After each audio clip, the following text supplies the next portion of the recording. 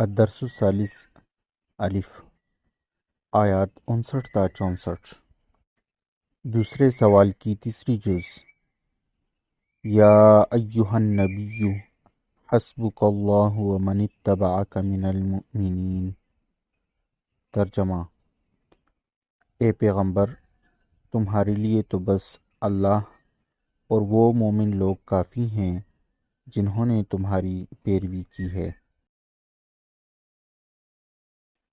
مفہوم: یہ آیت غزوہ بدر کے میدان میں جنگ شروع ہونے سے پہلے نازل ہوئی، جس میں حضور صلی اللہ علیہ وسلم کو تسلی دی گئی ہے کہ آپ کے لیے حقیقت کے اعتبار سے اللہ تعالیٰ اور ظاہری اسباب کے اعتبار سے مخلص، وفادار اور جانثار صحابہ کی جماعت کافی ہے، اگرچہ کتنی ہی تھوڑی ہو۔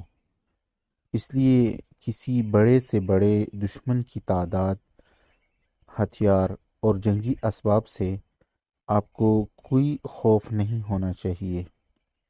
خلاصہ: اس آیت میں حضور صلی اللہ علیہ وسلم کو تسلی دی گئی ہے کہ آپ کو کوئی خوف نہیں ہونا چاہیے، کیونکہ آپ کے لیے اللہ اور مسلمانوں کی رفاقت اور حمایت کافی ہے۔